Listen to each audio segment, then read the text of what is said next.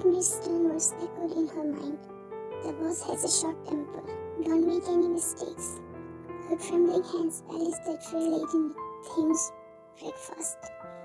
Her feet felt like lead as she walked down the marble-floored hallway.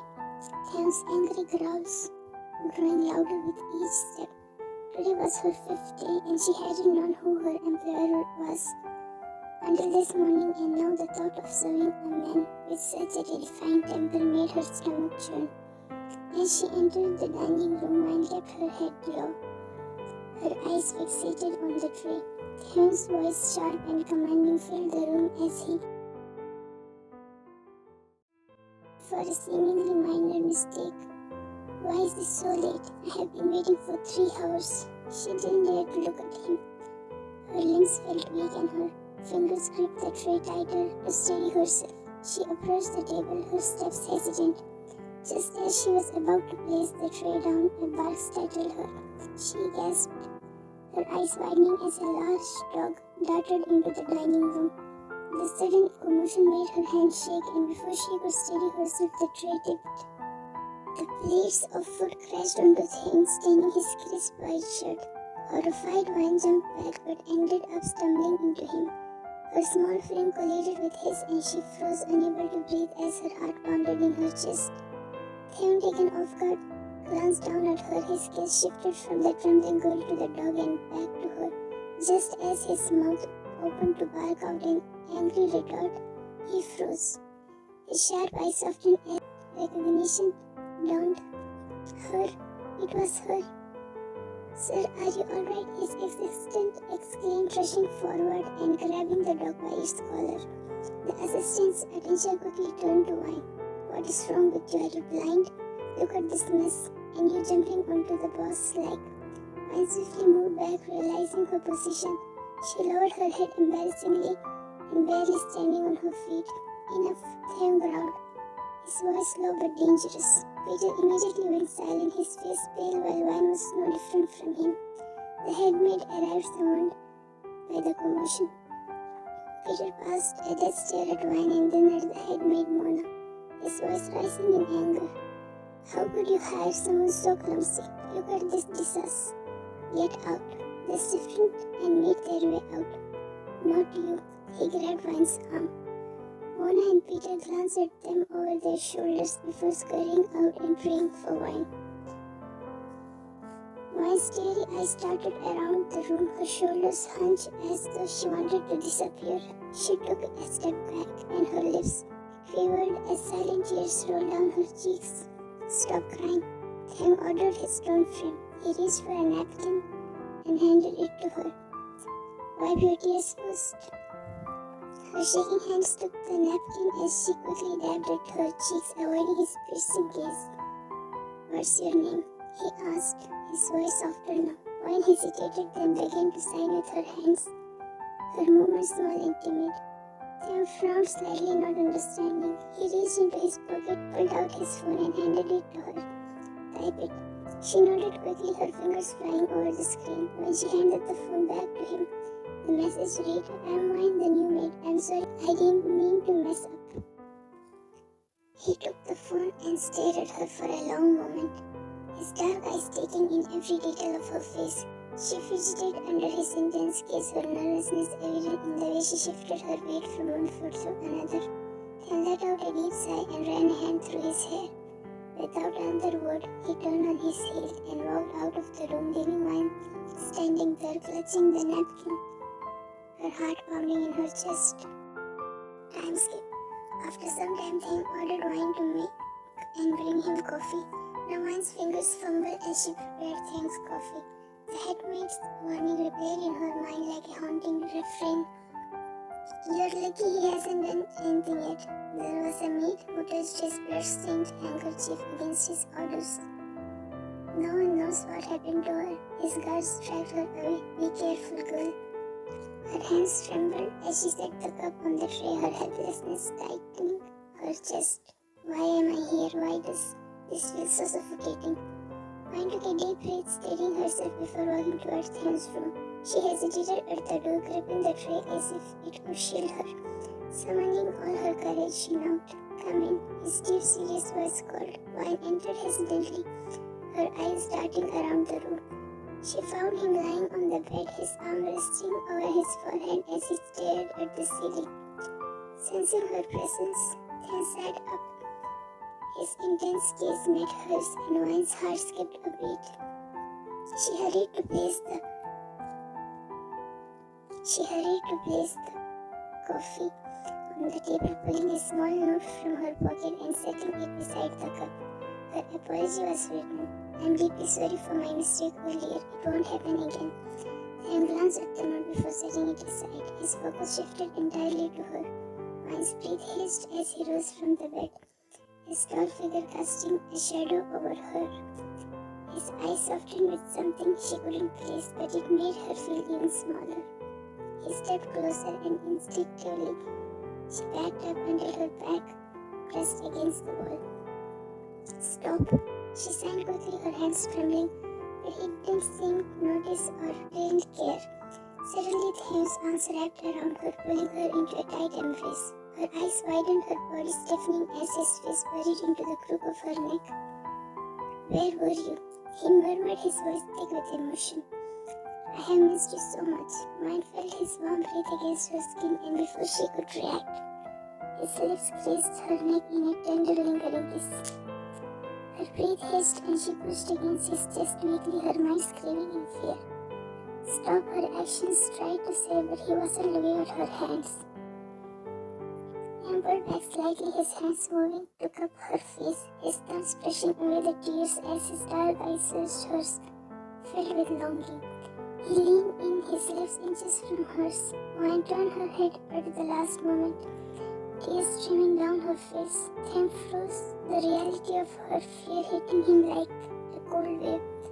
He stepped back abruptly, his hands falling to his sides. "Go," he said harshly, his voice laced with frustration, not at her but at himself. "Get out." Without a second thought, Wine fled the room, her heart pounding as she tried to calm her shaking hands. Inside, Them clenched his fist, his jaw tightening. He turned to the wall and punched it hard. He muttered to himself, blood clawing at his chest. He had waited for so long to see her again, yet he scared her off. He let out a frustrated sigh, running a hand through his hair. Few days later, Wine hadn't seen things since then. He avoids her, feeling guilty and regretting his impulsive behavior. Wine was so scared that she decided to leave, but the headmaid told her that she couldn't leave before the contract ended, or else she would have to pay double for 3 months' salary.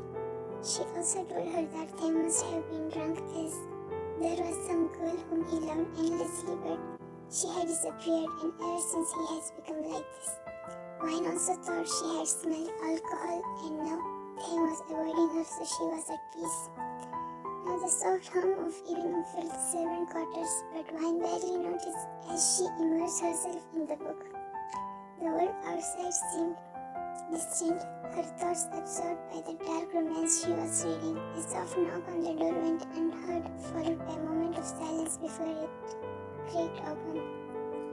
"Wine," the deep voice startled her, and she nearly dropped her book as she sat up straight, her wide eyes meeting Thane's. He stood at the door, his tall frame leaning slightly against the frame, his expression soft but unsure. "I didn't mean to scare you," he said gently, his voice low. "I knocked, but you didn't answer." Wine clutched her book to her chest, her heart racing. Her frightened kiss darted to the door, but Thane stayed where he was, his hands stuck into his pockets. "Please calm down. I'm not here to hurt you. I wanted to apologize," he said, his tone soothing. Her brows furrowed slightly, and she tilted her head confused. "For that night, I was out of line. I didn't mean to make you uncomfortable. I wasn't thinking straight, and I have regretted it every day since." Wine blinked at him, too stunned to respond. Thane's dark eyes met hers, earnest and filled with regret. "I know I can't change what happened, but I wanted you to know I'm sorry. I promise it won't happen again. You can take your time to forgive me."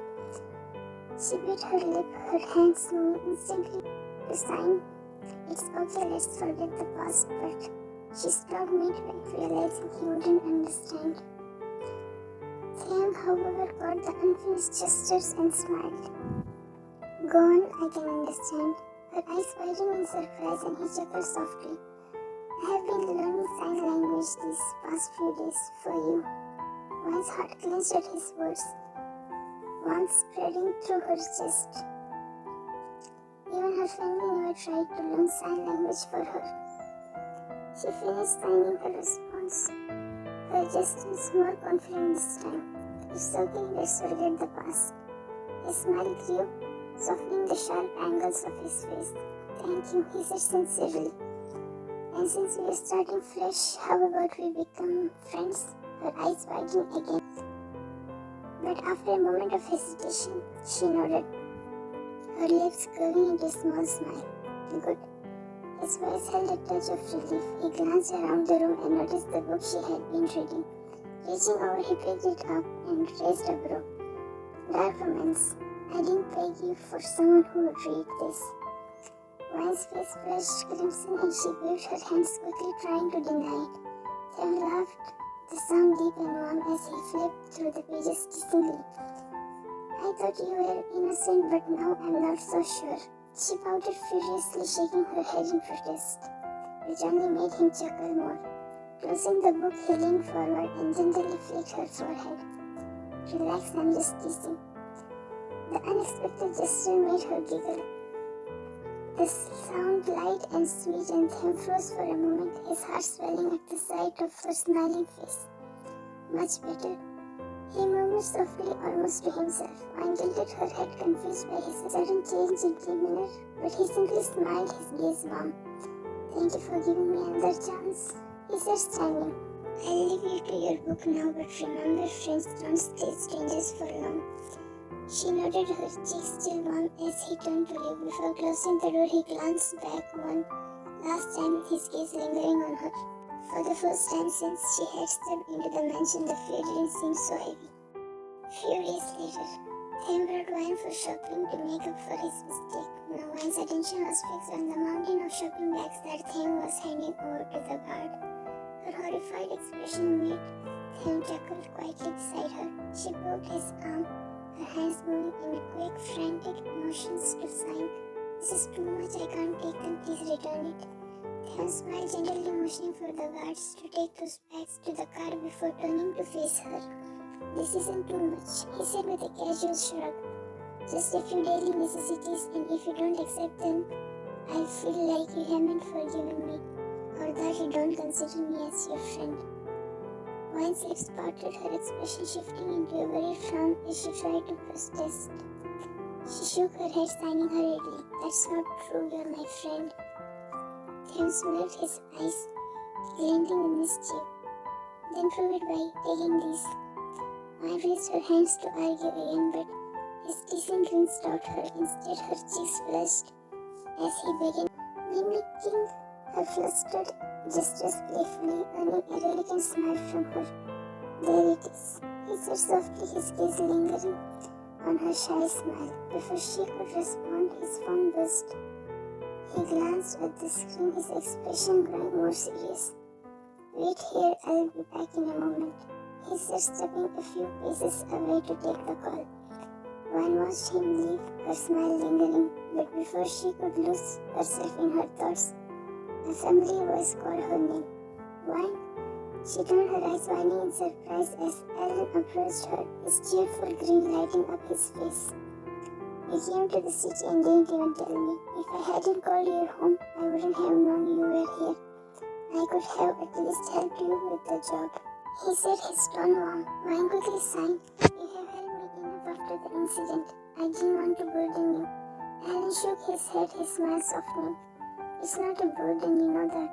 He hesitated, his gaze flickering with concern, before he added, I heard your family is trying to force you to marry that old man. If you need help, I can lend you some money to keep them off your back. 𝐻𝐿 smiled, shaking her head and signing. Thank you, but you don't need to. I got my salary in advance and sent them the payment for my dad's treatment today. Alan's expression softened further and he opened his mouth to say something, but his words faltered as a shadow fell over them. Then stood a few feet away, his face an unreadable mask of cold indifference, but his dark eyes burned with a flicker of something sharp and possessive. "Let's go," he said in a low, commanding tone, his hand reaching for Wayne's. The sudden touch startled her, and a shiver ran down her spine at the cold edge in his voice. She glanced back at Alan, who stood dumbfounded before following Thames' lead.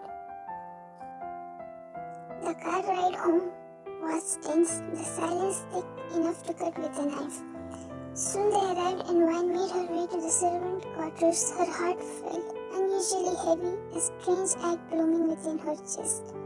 She couldn't understand why his coldness, his cold demeanor had unsettled her so deeply. Why does it matter? She thought, clutching her hands together as if to steady herself. As she neared the servants' area, hushed voices reached her ears. "Have you noticed how differently Mr. Kim is being acting? He barely acknowledges the staff usually, but ever since Wayne arrived, he has been smiling.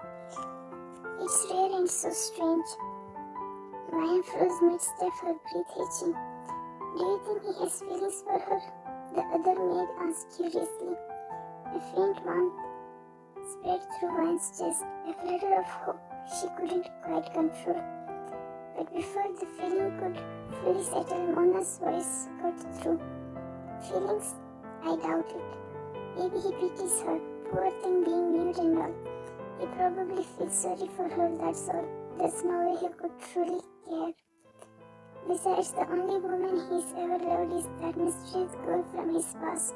The flutter turned into a sharp sting, her heart sinking as the words washed over her. Wayne lowered her gaze, her fingers trembling slightly as she fought to keep her emotions in check, and headed to her room.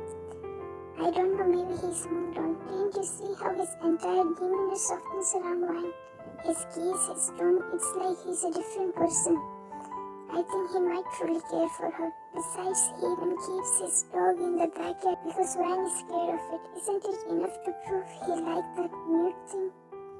The maid said thoughtfully. Mona nodded while Wayne sat in her room, her chest feeling heavy, and stared at her hands. Could it be possible if Tim truly see her as more than a pitiful nude servant?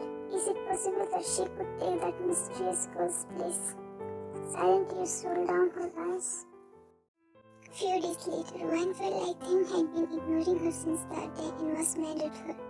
She couldn't figure out what made him angry. Today she decided to apologize to him and put an end to this friendship because her changing feelings and desires had been scaring her off. Now Wayne stood outside Tim's bedroom. Her hands trembled slightly as she gathered the courage to knock. Did I do something wrong? She wondered for the 100th time, replaying every interaction they had. Finally, she knocked softly and entered when no response came. The room was empty. She glanced around nervously when the sound of the door opening behind her made her spin around. Then stepped out of the bathroom, a towel draped around his neck, rubbing his damp hair. His black shirt clung to his still damp skin. He froze mid-step when he saw her, his expression unreadable. And bit her lip, her hands moving swiftly in sign language. "I need to talk to you." Tim's gaze softened as he stepped closer, his presence overwhelming her in the quiet room. She hesitated but pressed on, signing quickly. "I'm sorry if I made you angry. I don't know what I did wrong, but I..." "Stop. Why are you apologizing?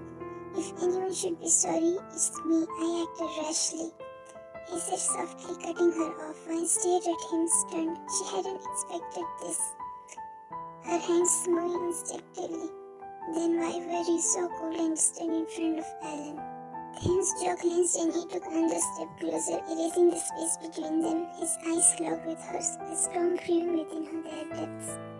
"I didn't like the idea of you smiling at someone else," he said, his voice low and husky. Wayne's breath hitched, her heart pounding in her chest.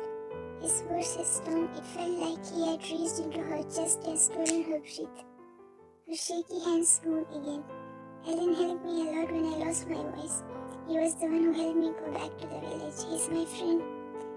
𝐒𝐽's eyes darkened. Friends don't look at you the way he does, he said, his voice laced with quiet jealousy.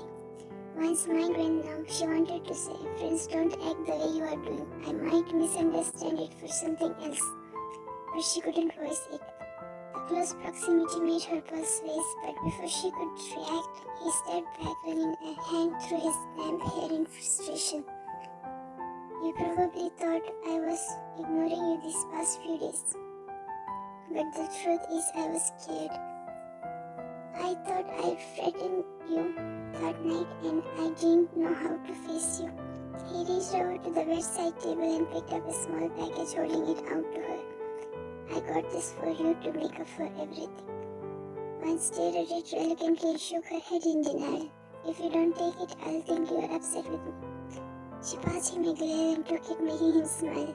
Inside was a beautifully bound book, one she had been looking for a long time. Her eyes widened and a soft smile tugged at her lips. I promise I won't react like that again, but I have one condition. You can't be friends with Ellen anymore. 𝐻𝐿's eyes snapped up to his confusion and shock written on her face. Why? She sighed. Because only I'm allowed to be a friend. I don't like sharing what's mine, even if it's a fleeting thought or a person. His voice dropped into a possessive whisper. Her heart skipped a beat, his words igniting a warmth within her that she couldn't deny. No one had ever cared for her like this.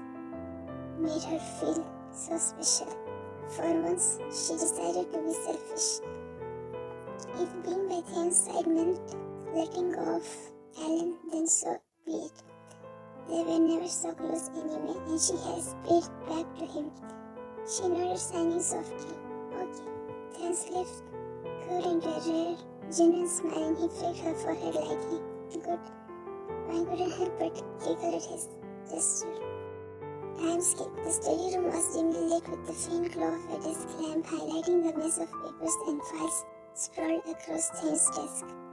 𝐻𝐿 stepped inside quietly, carrying a tray with freshly brewed coffee, but her steps faltered as she heard his raised voice. I don't care about excuses. Fix it now or don't bother coming back to work. 𝐻𝐿's growl echoed throughout the study, making Peter visibly flinch. But the moment he noticed 𝐻𝐿's presence, his expression softened like melting ice.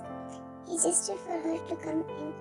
𝐻𝐿 moved forward, mesmerized by his commanding presence, placing the cup of coffee on the edge of the table. In her distraction, her foot caught on the edge of the rug and she stumbled. The tray tilted and the coffee cup toppled over, its contents splashing. Peter gasped audibly, his face draining of color as he muttered a silent prayer for 𝐻𝐿's safety.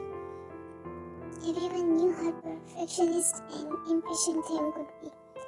𝐻𝐿 froze, trembling with fear, her hands hovering uncertainly over the ruined files. Her wide eyes darted to 𝐻𝐿, anticipating his wrath. Instead, he startled both her and his assistant by immediately reaching for her hands. Did you burn yourself? He asked worriedly, his fingers gently examining her skin for any signs of injury. 𝐻𝐿 shook her head and pointed at the files.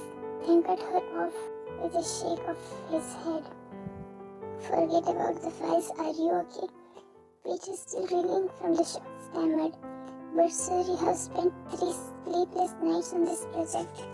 𝐻𝐿's glare silenced him instantly. Go and send someone to clean this up. Peter scurried out of the room, badly praying to be 𝐻𝐿 at least for a day, so he wouldn't have to face 𝐻𝐿's wrath. 𝐻𝐿, feeling guilty, sighing, I'll clean it. Please let me. 𝐻𝐿's expression softened further. No, he said firmly. Then let me help you with these documents. 𝐻𝐿 nodded after a moment of hesitation. 𝐻𝐿 and 𝐻𝐿 sat across from each other at his desk. The mess from earlier was cleared and now 𝐻𝐿 was focused on assisting him with his work. Her delicate hands moved quickly, handing him pens, files and papers as he requested them. 𝐻𝐿, on the other hand, was immersed in his task. His brows furrowed in concentration as he flipped through documents, glanced at the laptop screen and scribbled notes. Occasionally, his gaze would flicker to Wayne's serene face, a small tug of warmth spreading in his chest. "File," he murmured absently, extending his hand without looking up. Wayne, in her trance-like state, was so mesmerized by his calm yet intense demeanor that instead of placing the file in his hand, she leaned forward and rested her chin on his palm. Tim froze for a moment, blinking in surprise before a soft smile curved his lips. His fingers instinctively moved, his thumb grazing over her lips in a tender gesture. The touch snapped Wayne out of her gaze, and her eyes widened in mortification. She quickly pulled back, her face flushing a deep crimson as she stammered through her signs. "I'm so sorry." Tim chuckled softly, shaking his head. "You're so cute." Wayne's heart raced, and she couldn't bring herself to meet his gaze. Before she could respond, her phone buzzed loudly on the desk, breaking the charged atmosphere. Grateful for the distraction, she picked it up and signed, "I'll take this call. I'll be right back." Tim nodded, watching as she hurriedly left the room, her hand clutching the phone. As soon as Wayne was out, she answered the call and her mother's voice boomed. "Wayne, where are you? You need to come back home. The money you sent isn't enough. The doctor says your father needs gallbladder surgery in 2 weeks. Do you hear me?" her mother yelled. Wayne bit her lips, tears welling up in her eyes as she listened. She tried to interject, but her mother continued, her voice filled with venom. "We have already decided you will marry Mr. Lee. He's offering $1 million as the bride price. You understand? $1 million. That will cover the surgery and more. You don't have to worry about your precious little contract job. We'll handle everything after we get the money." Wayne's hand tightened around her phone, her twinkles wide. She shook her head, trying to silently plead with her mother, but the woman's words only grew clearer. "Honestly, talking to you is like speaking to a wall. This mute girl. You have been nothing but a burden since the day you were born. If only we had a son instead of you. Can't you do this one thing for us? It's not like any sane person would want a mute thing like you as their bride. You better stop dreaming, because only an old man like Mr. Lee can accept you, no one else." The words pierced through Wayne like daggers, her mother's disdain shredding her fragile heart. Silent tears spilled down her cheeks as the call abruptly ended, her mother cutting the line without waiting for a response. The little self-esteem that she had earned because of time shattered in moments. She leaned against the wall, her chest heavy with suppressed sobs. Slowly she pushed herself away, wiping her tears hastily as she tried to compose herself. As she made her way down the empty hallway, her steps faltered when she heard the faint voices of Mona and another servant in the kitchen. "Did you hear what Peter said? The girl Mr. Kim has been waiting for his back." "Yes, I heard he's planning to marry her soon. That's why he's been so distant lately." Wayne froze in her tracks, her hands trembling. Their words were a slab of reality, snapping her out of her swelling emotions. "What am I doing?" she thought bitterly. "Why am I letting myself get so attached?" She clenched her fist, wiping her tear-streaked face. "Mr. Kim and I are just maid and boss, friends at best, nothing more." She had made up her mind. It was time to let go. No matter how much it hurt, she'll accept her fate and marry Mr. Lee. At night, Wayne silently folded her clothes, placing them neatly in her bag. Her movements were slow and heavy, each fold feeling like she was packing away a part of herself. She had informed Mona earlier to let him know she would be leaving the next day. But as she zipped up her bag, a knock startled her. Before she could even react, the door opened and Tim stepped in, his sharp gaze locked on her. "Wayne, what's going on?" he asked, his voice low and laced with tension. She froze, unable to meet his gaze. "Why are you leaving so suddenly?" he asked, stepping closer. When she still didn't respond, he closed the gap between them, gripping her shoulders firmly but gently, turning her to face him. "Something is wrong, I can see it. You better tell me now or I'll have to figure it out my way. His intense gaze burned into hers, leaving her no choice but to reach for her phone. With trembling fingers, she typed out the words, her heart aching with each letter. She handed the phone to him, watching as his eyes scanned the screen. His jaw tightened and a dark stone clouded his features as he read what her mother said. His grip on the phone tightened before he carefully placed it on the table, his chest heaving with suppressed anger. What kind of parents are these? How dare they treat you like this? She tried to type a response, but he stopped her, his hands cupping her face, forcing her to look at him. Listen to me carefully. You can't marry anyone else because you belong to me. Her eyes widened in shock and confusion flashing across her face. I have been waiting for 2 years to find you. Her breath hitched. She raised her trembling hands to sign. 2 years? How? He let out a sigh. I was on a mission near your college. I used to see you every day, playing with the cats in the courtyard. I saved you that night when the fire broke out in Girlstone. I sent you to the hospital and the doctor said you have inhaled large amount of chemical smoke, which damaged your vocal cords. The next day you were still unconscious and I was called for an urgent business. When I came back you were gone. I searched everywhere but I couldn't find you, and now I have finally found you. I can't lose you again, Wayne. Not for anyone or anything. His voice trembled with emotion. He took a step closer, his thumb brushing away the tears that slipped down her cheek. I don't care what your parents say or what they demand. You're not a burden, Wayne. You're everything to me, and if you let me, I want to spend the rest of my life proving that to you. I know this is sudden, but I have waited so long for you. I want you to stay with me forever. Will you be mine? Wayne stared at him, tears streaming down her face as she nodded slowly. He pulled her into a gentle embrace, holding her as if she might disappear at any moment. Thank you for giving me a chance, he whispered, his lips brushing against her temple.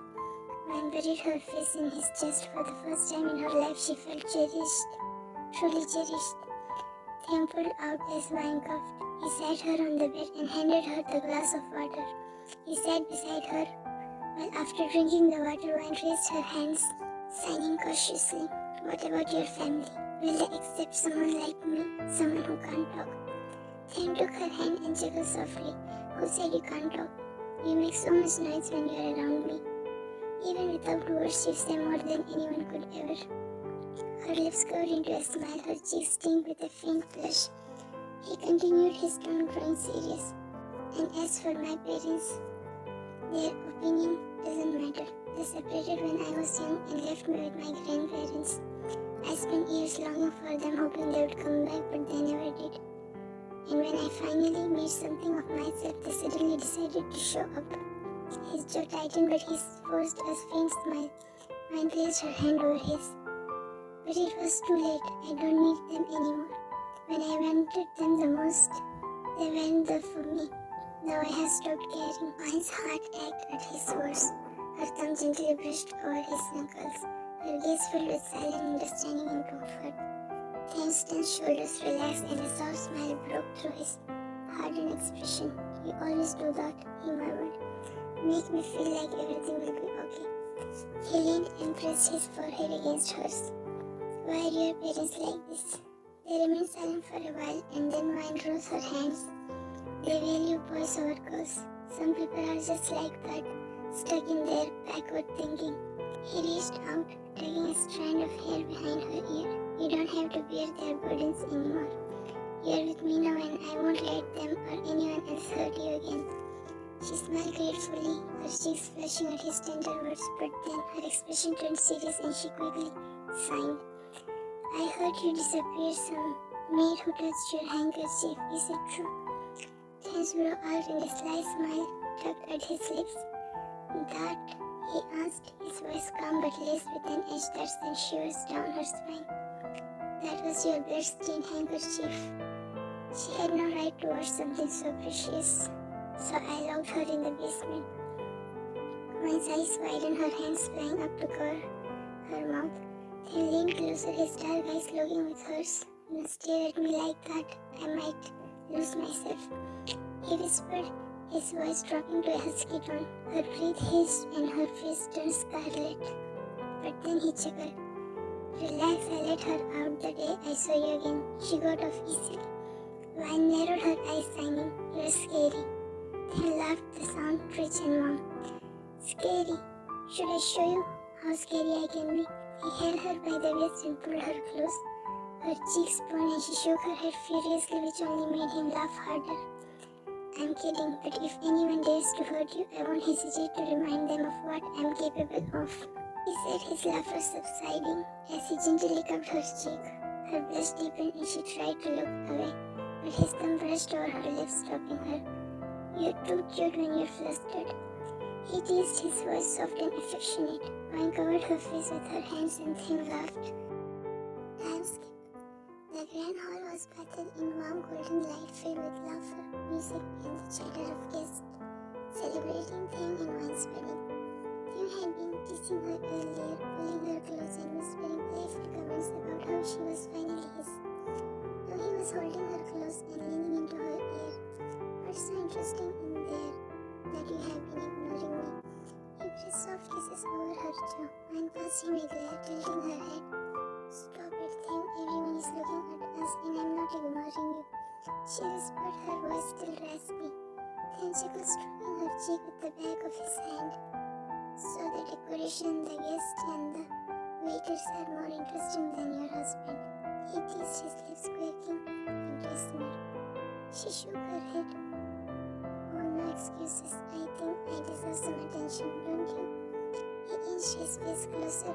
His dark eyes were locked onto hers, filled with mischief, and she felt her blush deepen under his intense gaze. Damn, she managed to croak out, his mouth widened. He called my name. Do you know how adorable you sound when you say it? He said, his thumb brushing her cheek lightly. Don't provoke me to speak, my voice is embarrassing. She whispered into his ear. He intertwined his fingers with her. It's a melody to my ears. It's nothing to be embarrassed about.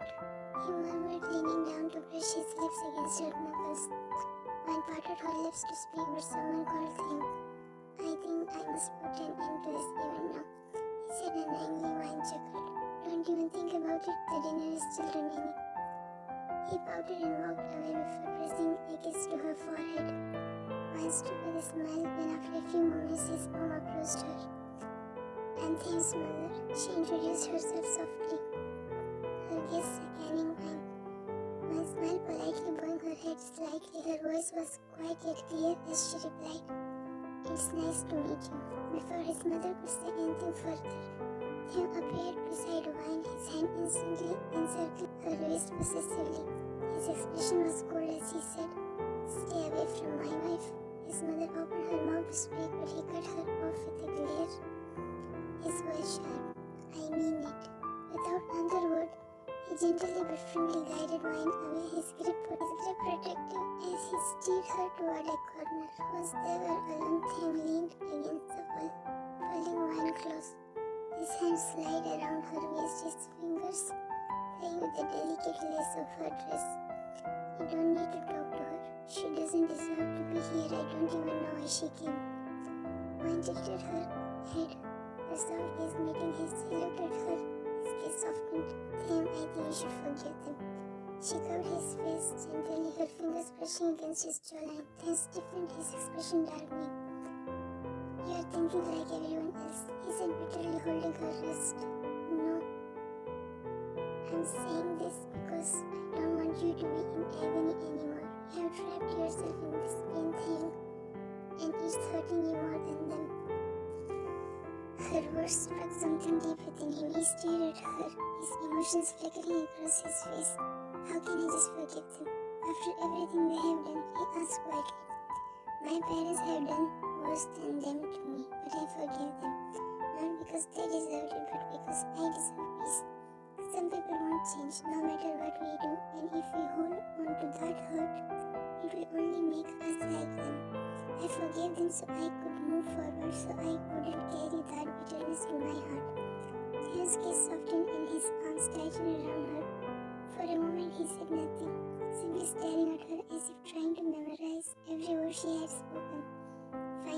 small smile broke through his serious expression. "You're amazing." He leaned and kissed her lips. "Thank you for saying that, for always knowing what I needed even when I don't know." One smiled, her fingers running through his hair. "You have done the same for me, Tim." He chuckled softly, his smile widening. "You're too good for me." She shook her head, leaning up to place a kiss on his cheek. "You're perfect for me," she whispered, pressing her forehead against his.